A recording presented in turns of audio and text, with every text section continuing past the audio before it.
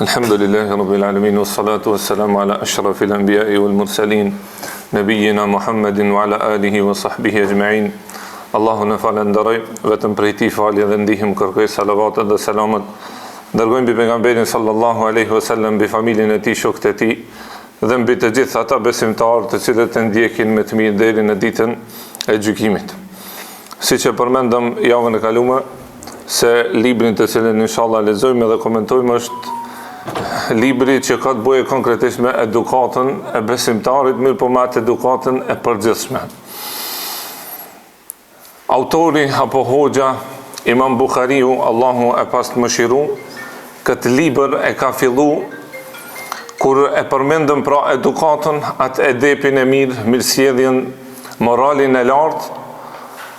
Hoxha e ka fillu kapitullin me një kapitull që ka të bëjë me respektin ndaj prindit. Pra qatë mirësjellje, qatë edukat, fillimisht kush e meriton? Pra e meriton prindi. Për atë, hoxha e ka fillu këtë libër me këtë kapitull. Pra që me na kallëzu dhe me na dhënë një mesazh se të parë që meritojnë atë moralin, mirësjelljen edhe edukatën, pra janë prindërit. E ka fillu me ajetin ku Allahu Azza wa Jalla thot: "Wa wassayna al-insana biwalidayhi ihsana." Allahu Azza wa Jalla thot në Kur'an, edhe atë jo vetëm në një vend, thot na e kena porosit edhe e kena urdhëru, pra është farz, obligim, që njeriu të jetë bamirës edhe me respekt ndaj prindit të tij. Pra kur ta lexosh në Kur'an se Allahu e përsërit një gjë shpesh, dije se ai urdhër është me rëndësi, edhe ka shumë vlerë, edhe është një obligim i madh. Allahu Azza wa Jalla jo vetëm se përmend në një vend, e përmend në shumë vende, po edhe ajo që e ban edhe më me rëndësi është edhe urdhri ku Allahu Azza wa Jall e ka urdhëru besimtarin mu kanë bamirës edhe me edukat, mirësjellje ndaj prindit të tij, edhe nëse është jo besimtar. Ku Allahu Azza wa Jall thot: "Wa wassayna al-insana biwalidayhi ihsana." Thot Allahu na kena porosit njeriun që mu kanë me respekt, i respektueshëm ndaj prindit të tij. "Wa in jahadaka ala an tushrika bima laysa laka bihi ilm." Allahu thot nëse ata ty të urdhërojnë për mosbesim, pra me lënë fejen, ose të urdhërojnë për gjuna, fala tuti'huma. Thot në këtë rast Allahu nuk ka respekt, nuk ka bindje dhe nuk i nështrohesh. "Wa sahibuhuma fi dunya ma'rufa." Mirë pa Allah Azza wa Jalla vazhdon edhe thot, shoqëroj ato në punë të dunjas me të mirë. Pra ani pse është jo besimtar? Ti si besimtar ndaj prindit, edhe nëse nuk është besimtar, je obliguar me shoqëru në atë punë të dunjas me të mirë. Paramendoj ajo që e bën më të rëndësishme edhe që na kallëzon pra rëndësinë e këtij adhurimi ose këtij obligimi, është se Allahu në këtë ajet ka urdhëruar edhe ndaj prindit jo besimtar mu kanë i respektueshëm, mu kanë që i bindesh edhe me edukat, me mirësjellje, po vallë çysh mundet mu kanë apo çysh duhet mu kanë besimtari ndaj prindit besimtar, ndaj prindit që i bie sejdë Allahut Azza wa Jall. Sa duhet na pra mi kushtu rëndësi pra edukatës edhe mirësjelljes ndaj prindërve. Pra këto 2-3 pika janë që e tregojnë atë rëndësinë në këta ajete për respektin ndaj prindit që ka besimtari. Sa'd ibn Mu'adh ka qenë një prej sahabive për cilin edhe ka zbrit një prej ajeteve, po që e përmenëm më herët, ka qenë normal kur e ka pranu islamin, prind e tij apo nana e tij ka qenë idhujtare, do më thonë jo besimtare. Mirë po ajo nuk është mjaftuar me veten e saj. E ka urdhëruar edhe djalin që me elan fejen. Pra me elan fejen islamin, fejen e Muhammedit alayhi salatu wassalam, mirë po normal Sa'di nuk ka pranu. Edhe në këtë rast Allahu e ka zbrit atë ajetin që e përmenëm më herët, që ty je obligum ata me i respektu mirë po në punë e dunjas. Jo nëse ata thirrin shirk, thirrin kufër ose thirrin gjuna. Për shkak se Aliu radhiyallahu anhu tha: "Innama ta'atu fil ma'ruf." Respekti është në vepra të mira, në vepra që Allahu pajtohet me ato, jo në urdhra apo në vepra që bëjnë dash me fen e Allahut Azza wa Jall. Në Kur'an e gjejmë vetëm atë respektin që urdhëron Allahu për e urdhëron fëmijën për respekt ndaj prindit. Mirë për nuk e gjejmë ku e urdhëron Allahu prindin me pas respekt ose kujdes për fëmijën e tij. Pse?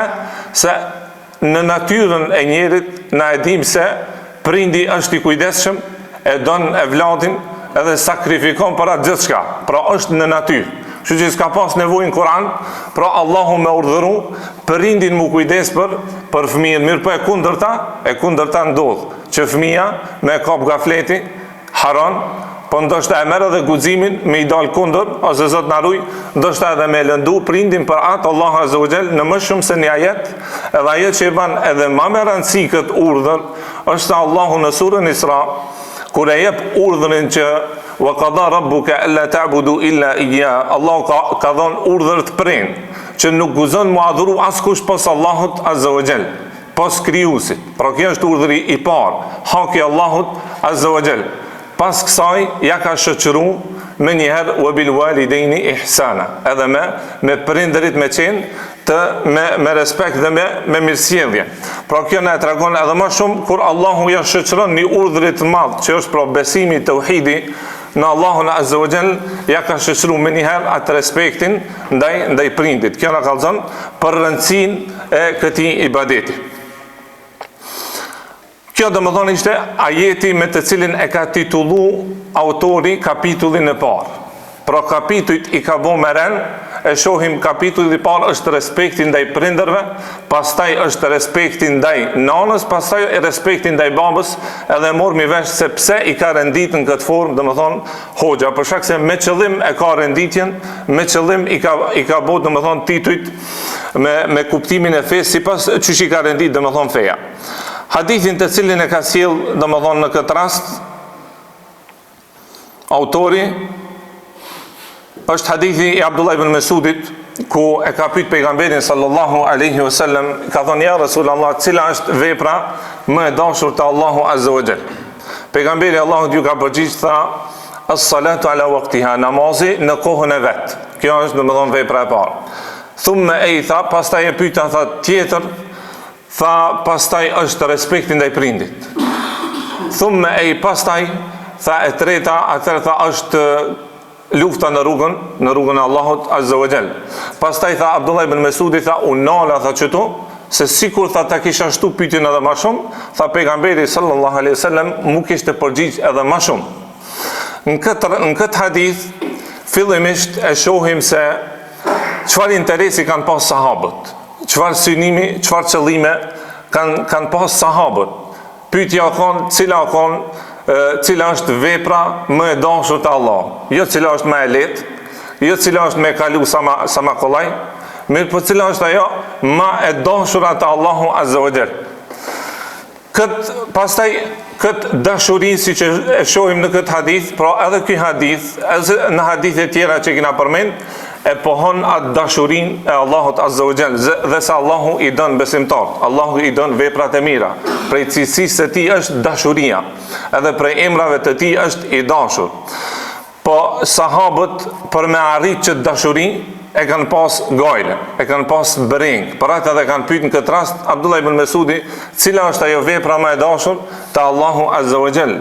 Ndërsa prej lutjeve që na transmetohen prej pejgamberit sallallahu alaihi wasallam, se e ka lutë Allahun Azza wa Jall, Allahumma inni es'aluke hubbak, o Zot, unë e lypi prej ty dashurin tane, wa hubba man yuhibbuk, edhe dashurien e atij që don ty, wa amal alladhi yuballighuni hubbak, edhe dashuria, edhe atë veprën e cila më mundson me arrit që dashurin tane, që të vepra janë të përmendta në këtë hadith, që janë prej veprave më madhështore me të cilat robi mundet me arrit dashurinë e Allahut Azza wa Jall, që e para ishte namazi në kohën e vet, pastaj respekti ndaj prindit, po pastaj lufta në rrugën e Allahut Azza wa Jall.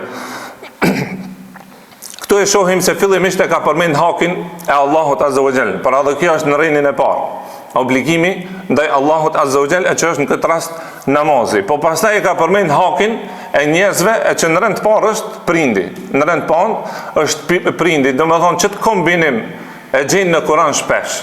Se Allah Azza wa Jall na obligon me obligime ndaj krijuesit, po edhe me obligime ndaj krijesave. Edhe këto dyja janë bashkë, nuk ka mundësi munda asnjëherë. Nuk mundet me thonë besimtari se unë kam gajle vetë që jam me Zotin, nuk manin që jam me njerëzit. Ta s'mundet. Qaj që të ka obligu hakin, pra Allah Azza wa Jall për vetën e tij të ka obligu edhe obligime ndaj krijesave, duke fillu normal prej hakit që e ki ndaj prindit. Pyetjen që ka bo Abdullah ibn Mesudi edhe zakonin që e kanë pas kur kanë bo pyetje ka qenë pyetja me niyet për me punu. Së kanë me niyet për me bo polemik. Së kanë as me niyet për me zonë ngusht dika. As për mu kalzu kishtë unë e po di diçka. Mirë për sahabët kanë pyet për me vepru. Edhe që ajo dia për me pas bereqet, atër du të mu kanë me niyet për me punu, me vepru. Ka urdhëri, e ke mësu farzin, me punu farzin. E ke mësu haramin, me u largu prej haramit. Që kjo është ajo dia e bereqeqme, për atë dhe pejgamberi s.a.s. prej lutjeve që i ka bon mëngjes, gjdo mëngjes, ka thonë, Allahumma inni es'aluke ilmen nafi'a. O Zot, ma jep mu e dije të dobishme. Se ka dije që dhe të bënda. Po dije e dobishme është ajo që ta të jipët sukses me punu me ata. Të kjo hadith, rënditjen që ka bo pejgamberi s.a.s. ka pas edhe raste tjera që kanë pyet sahabët, kanë thonë ja Rasulullah, cila është vepër më e mirë, me cilën këshillon, mirë po pejgamberi Allahut ju ka përgjigjë varësisht prej gjendjes që ka pas personi. Varësisht prej nevojës që ka pas personi e ka njoft, edhe ka ditë se çka ka nevojë më shumti, kur ja ka dhënë këshillën. Mirë po në këtë rast pejgamberi s.a.s. këtë renditje ka bo prej vetit.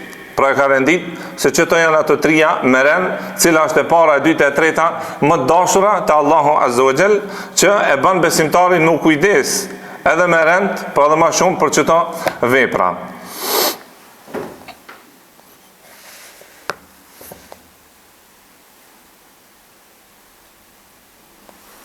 Pastaj transmetimin tjetër, pra kjo ishte hadithi i parë që e ka pru të kapitulli respektin ndaj prindërve.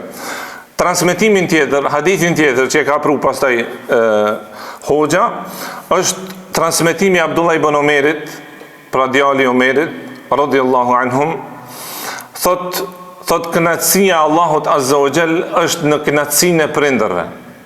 Hidhrimi Allahut Azza wa Jall është në hidhrimin e prindërve. Ky e ka pru si hadith, mirë pa ajo që ulemat e kanë tregu ose në e sakta është se kjo është fjalë e sahabiut Abdullah ibn Amr. Është fjalë e tij, nuk është hadith i pejgamberit sallallahu alaihi wasallam, mirë po kuptimi është i saktë. Kuptimi është i bazuar në Kur'an edhe në hadithet e pejgamberit sallallahu alaihi wasallam. Pse? Se Allahu Azza wa Jall e përmendëm në shumë ajete ka urdhëruar që mu respektu prindi. Apo në urdhrin e Allahut është kënaqësia. Në moment që ti përgjigjesh këtij urdhri, këtij ibadeti, domethënë ti e ke arrit kënaqësinë e Allahut te baraka ve taala. Ndërsa e kundërta e kësaj është gjunahi. Nëse ti e kundërshton, nuk i bindesh prindit, nuk je me respekt dhe edukat, atëherë ti e ke bën një prej gjunaheve më të mëdha, siç tha pejgamberi sallallahu alajhi wasallam kur i llogariti disa gjunahe të cilat janë prej më të mëdhojave. E kur folmi për gjunahet e mëdha lypin pendim të veçantë. Nuk ban me i shku robi, besimtari Allahut Azza wa Jall me gjunah të madh pa u pendu. Do më thonë nuk ban, se ekspozon veten për dënim. Për lyp një pendim të veçantë, gjunahi i madh. Ndërsa gjunahet e vogla, do më thonë pejgamberi sa ka thonë, falen me 5 vakt namaz, falen prej xhuma deri në xhuma, falen prej Ramazan deri Ramazan, edhe hadithe apo vepra tjera. Pra, mos respekti ndaj prindit është një prej gjunaheve të mëdha, që lip pendim të veçantë nëse dikush e vepron. Pra, edhe në këtë rast, domethënë, që ki kuptim, që ki hadith ka bazë, për atë edhe e ka pru, domethënë, hoxha në këtë libër. Kur folmi të respektin ndaj prindit, e kina për qëllim në kufit e fesë, në atë që Allahu e ka leju, në atë që Allahu është i kënaqur. Për shkak se është rregulli në fenë islame, la ta'ata lil makhluq fi ma'siyatin khaliq. Nuk ka nënshtrim bindje ndaj një krijese, por edhe nëse është prindi, nëse ai urdhën ose ai dëshirë bën dash me dëshirën apo urdhrin e Allahut Azza wa Jall, pasi që haki, urdhri i Allahut Azza wa Jall është i pari, edhe çipet përparësi. Çfarë nënkuptoj me respektin ndaj prindit? Pra ulemat e kanë pru shkurt definicionin është që çdo e mirë, çdo të mirë që ja ban prindit, edhe çdo të keqe që largon prej tij, me fjalë edhe me vepër. Në surën El-Isra i gjim të dyjat, edhe fjalën edhe veprën. Allah Azza wa Jall kur urdhëron, pra të ajo që e përmendëm më herët, që me adhuru vetëm Allahun një, pastaj me respektu prindin, thot imma yablughanna indaka al-kibra ahaduhuma, nëse dikush thot prej prindve tu, dyt ose njëri, e arrin atë moshën, edhe ti i ki gjallë ata, fala taqul lahuma uf, Allah Azza wa Jall thot as uf mos i thu. Domethënë e ka përdor atë më të voglën, s'po fol me ata me ja kthy fjalën ose me e lëndu ose zot na ruaj edhe diçka më tepër, ato domethënë nën kuptohen logjikisht. Mirë, Allahu e ka përmend edhe atë më të voglën, fala taqul lahuma uf, wala tanharhuma, edhe mos ju bërtet atyve. Wa qul lahuma qawlan karima, edhe thujuni atyve fjalë të mira, të bukura edhe të urta. Kjo është domethënë fjala. Wakhfid lahuma janaha dhulli min ar-rahma. Pastaj thot Allahu edhe shtrija durt e rahmetit, durt e mëshirës. Wa qur rabbi irhamhuma, edhe lutu për ta, Zot mëshiroj ato. Zot mëshiroj ato kema rabbayani saghira, ashtu siç të kanë rrit vogël. Janë kujdes për ty edhe kanë dhënë krejt munin që ti më kanë sa më mirë. Ky ishte kapitulli i parë, domethënë respekti ndaj prindërve në përgjithësi. Tash kapitulli i dytë është respekti ndaj nonës. Edhe renditjen e ka bu me qëllim. Për shkak të hadithit që vjen tash që vjen, ku thot se një sahabi e ka pyet pejgamberin sallallahu alaihi wasallam, ka thënë ja Rasulullah, cili e meriton atë mirësjelljen, edukatën, bamirësinë teme mas shumti?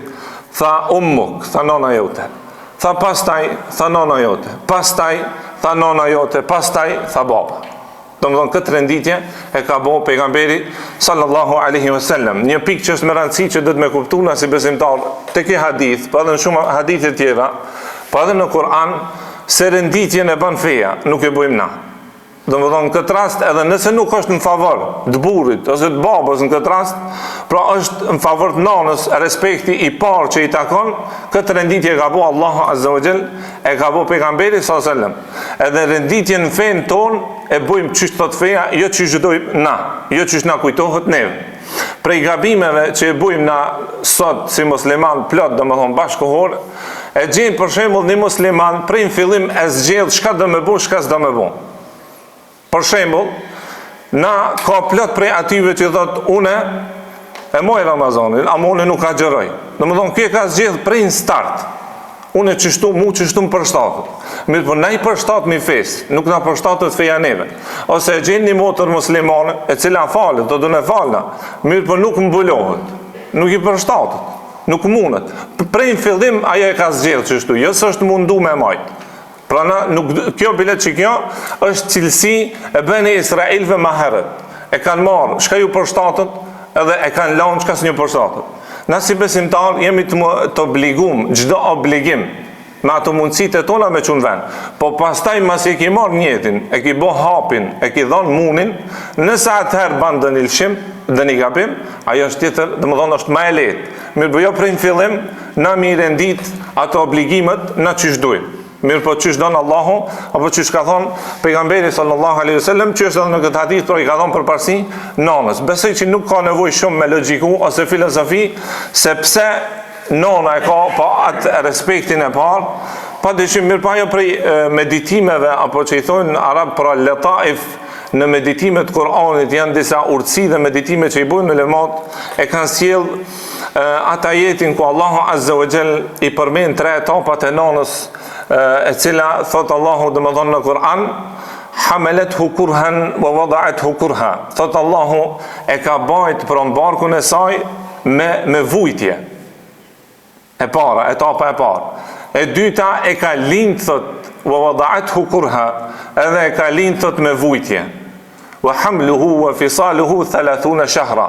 Thot pastaj edhe gjithanja që e ka dhe më thonë periudën e vetë, edhe ajo është një mund edhe një lodhje që e ka nona, që nuk diskutohet se lodhja e saj, kujdesi i saj është shumë me madh, ma i madh se sa i babës. Për atë, po edhe një prej arsyeve tjera që kanë përmendur ulemat se pse pejgamberi sallallahu alajhi wasallam i ka dhënë përparësi domethënë nonës në këtë rast, është se edhe gruaja apo nona zakonisht domethënë ata janë me natyrë më të dobët, janë me natyrë më të butë, edhe shpesh herë fëmia e merr guximin me ja kthy llafin ose me lëndu nonën, që është domethënë e njoftur, mirë po nuk e merr guximin te baba. Nuk e merr guximin te baba. Këto domethënë janë disa pika për meditime që i kanë problemat të ky hadith dhe pse pejgamberi sallallahu alaihi wasallam apo feja i ka dhënë respektit të nonës 3 herë, pastaj të babës 1 herë.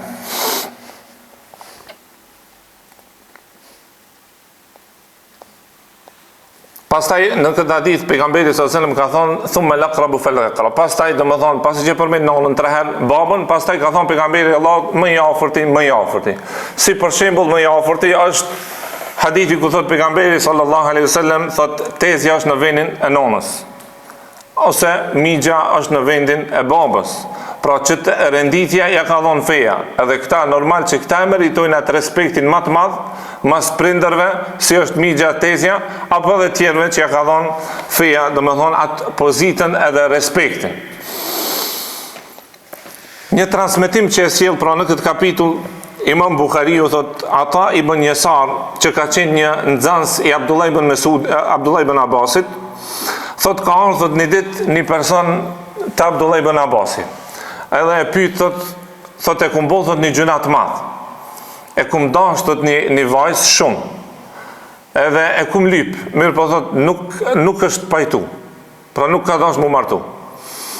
Mas një kohë thot dikush i ka propozuar dikush tjetër, thot ka pajtu. Ka dash mu martu me atë. Mirë po thot unë e kum pas xhelozi thot të madhe. Edhe thot e kam vrarë atë vajzën. Pra e ka vrarë. E thot a kam thot unë tobe. A kam unë e pendim? Abdullah ibn Abbas i thot, a e ki thot nonën gjallë? Thot jo. Thot atëherë thot, pendoju të Allahu Azza wa Jall edhe shtoj veprat e mira sa ma shumë. Edhe shkon ky. Ata i bën Yasar, ja ban pyetjen Abdullah ibn Abbasit, thot, pse vete thot për nonën? Thot nuk di, thot diçka vepër më të mirë, më shumë që të afron të Allahu Azza wa Jall se sa respekti ndaj nonës. Kur e shohim të këtë transmetim, e shohim fillimisht atë rrezikin e xhelozisë. Nëse nuk është në ato në kufit e fesë, xhelozia jo që do me të pa ty keq, jo që do me të pa ty të shku të poshtë, po ndoshta edhe çon që ka çu këtë personin edhe e vret dikan. Abdullah ibn Abbasin këtë rast nuk ja ka humb shpresën këtij personi. Edhe që kjo është shumë e rëndësishme me kuptu se Allahu Azza wa Jall sado që robi bën gjunohe, edhe nëse e kemi domethënë bukfalisht nëse e mrin atë kulmin e qiellit me ato gjunohet e tuja, edhe të mëdhoja sa i kin në moment që pendohesh, Allahu e pranon pendimin. Edhe ato gjunohe fshihen. Allahu e pranon pendimin. Allahu e përmend shpesh në Kur'an yaqbalu tawbata an ibadi. Allahu e pranon pendimin. Edhe këtu nuk mundet kurkush me ja humb shpresën dikujt.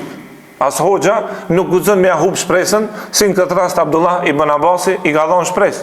Ta pranon Allah pendimin, vetëm pendo edhe shtoj veprat e mira. Por me kuptua edhe më shumë në surën El-Buruj, Allahu Azza wa Jall e dini atë rastin ku disa musliman janë masakru dhe janë vrarë për zgjalli, janë djeg. Allah e përmend këtë në surën El-Buruj, ku e kanë hapat hendekun, e kanë kallë zarmin, edhe i kanë kallë musliman për zgjalli, besimtarët.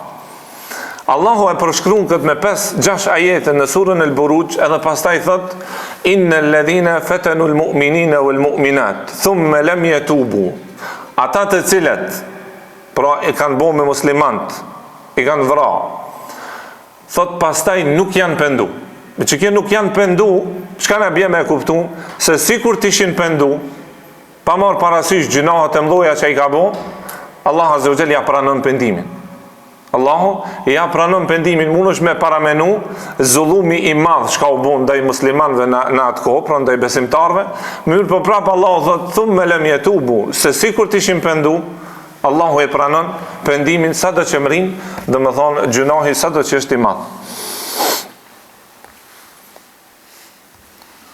Pastaj kapitullin tjetër që ka përmend është kapitulli respekti ndaj babës. Ose para kësaj, ja vlen me përmend edhe se ç't fetva apo ç't përgjigje që ja ka dhënë Abdullah ibn Abbasi këtij njerit për respektin ndaj nonës, kur dikush e bën një gjuna të madh, edhe pendohet, pastaj e ka këshilluar që mundu mu kujdes sa më shumë për nonën, se kjo vepër edhe ti shlyn ato gjunahet, po dhe të afron me Allah, ç't përgjigje të njëjtë ja ka dhënë edhe një magjistarit. Pra e transmeton Ibn Kathirin tefsirin e tij të Kuranit, se edhe njëri ka shkuar ka vet, pasi që u ka pendu prej sehrit, ka bërë sehr, magji, vazhdimisht, është pendu. Thot, a kam tobe, thot po. E ka këshilluar edhe atë që me shku mu kujdes, ose me pas atë respektin dhe kujdesin ndaj nonës së tij. E pastaj autori e përmend për kapitullin tjetër që është respekti ndaj babës. Edhe në këta kapitull e ka pru dhe më thonë qatë hadithin e një që përmendëm më herët, që pas respektit nonës pa dyshim vjen respektin ndaj babës.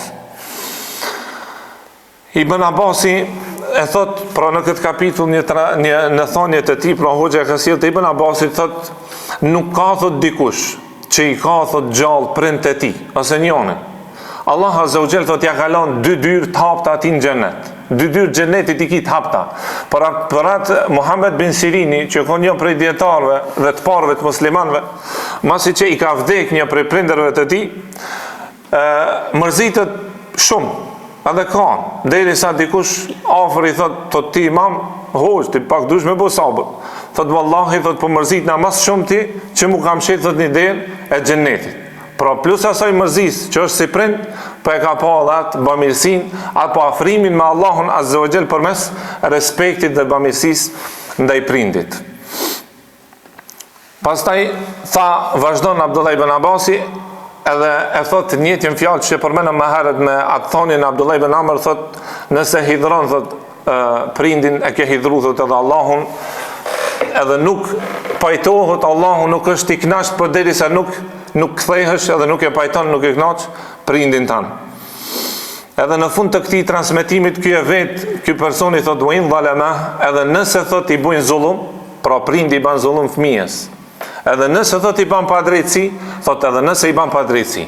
Padrejtësia nuk është shkak, as nuk guxon mu ka në arsye që besimtarin me u largu prej prindit, ose mës me i qua ato obligimet që i ka ndaj prindit, ose mës mu kanë me edukat. Edhe nëse ta bën ai gabim, që pa dyshim bin gabime prej prindit, bën ndoshta ndonjë padrejtësi, mirë po, në këtë rast Abdullah ibn Abbasi tha, edhe nëse të bën padrejtësi, si besimtar ki obligim në ato obligime ndaj prindit, mi ju përmbajt asaj. Edhe nëse ka bën, domethënë ndonjë gabim. Deri këtu, domethënë janë këto 3 kapituj. Inshallah me kapituj tjerë vazhdojmë në javën e ardhshme. Elus Allah Azza wa Jall pra që të na jep dije të dobishme, edhe na mundson që me këtë dije të jetë synimi, domethënë me vepru me këto, me punu me këto, se kanëherë është sa më pak hadithe, po me punu më shumë, siç kanë thonë selef, thot el hadith wal hadithain fil ayyam wal layali. Kanë thonë selef, thot një hadith, 2 hadithe gjatë ditës edhe natës, mirë po me punu me ato, që kjo është dija. Jo me folë sa ma shumë, me zgatë sa ma shumë, e pastaj punën me pas kërkon. Allahun Azza wa Jall e lutë që Allah t'ju shpërblen për sabrin që keni bu. Allahun na dhash për dije të dobishme dhe na pranoj veprat tona, wa akhiru da'wana anil hamdulillahi rabbil alamin.